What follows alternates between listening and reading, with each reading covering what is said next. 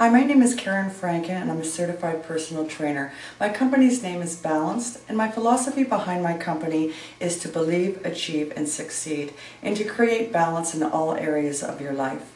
Today I'm going to demonstrate a series of exercises designed for an intermediate and beginner level. Be sure to check with your doctor before you start any exercise program. The first exercise I'm going to demonstrate is a plie squat. It's part of the squat family. There's many different squats that can be performed. There can be wall squats. You can do just freestanding squats, squats with weights. But today we're just going to start with a plie squat, and we're first going to get ourselves into position. We want to open our legs up fairly wide and with our feet slightly angled out. But before we start, we want to make sure our abdominals are set. And what I mean by that is by pulling your belly button in towards your spine and setting your abdominals. That helps protect the lower back area. So as we begin the exercise, and this exercise is actually designed to work the inner thighs, the outer thighs, and the butt. Okay? So what you want to do is you want to get yourself into position, and then you want to slowly come down. As you come down, you want to make sure that your back is very straight, so you don't want to be leaning forward or you don't want to be arching back. Your back needs to be very straight. As you push up, you want to push up through your inside of your heels. Okay, so slowly down. And when you come down, you need to come down just about almost to 90, but you want to make sure that your knees are not in or not out. And you slowly push up through your heels. So down, and then push up through the heels. All exercises need to be performed with slow and controlled. So you want to make sure that you're not doing something really fast like this. You want to go down, hold it for about 2 counts, and then slowly start to come up. The next exercise I'm going to perform is a freestanding squat. Freestanding squat works the lower part of your body, so it works your quads, the front of the leg, your hamstrings, the back of the legs, and your glutes, otherwise known as your butt. So what you want to do is you want to get your feet about hip width apart, a little bit more than hip width apart. Your toes need to be facing forward, so you don't want any angulation out with your feet. So what you want to slowly do is you want to slowly come down, okay, and then up. So you want to come down, and you want to be about a 90 degree. The key here is that your back is nice and straight as you come down, and as you come up, you want to slowly push up through the heels. So down. Up. Slowly down, up, and down, up.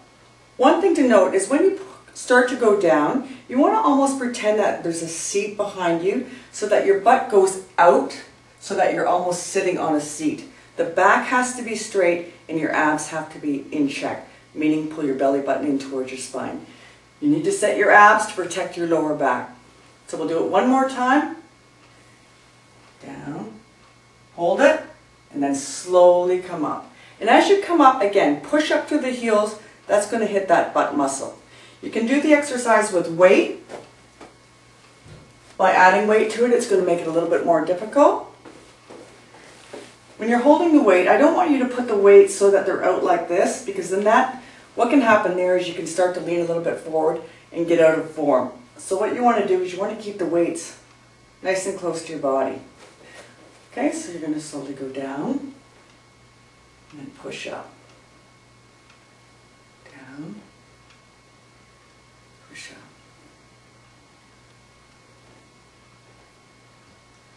Okay, all exercises, again, should be performed with slow and controlled. And that's the full squat.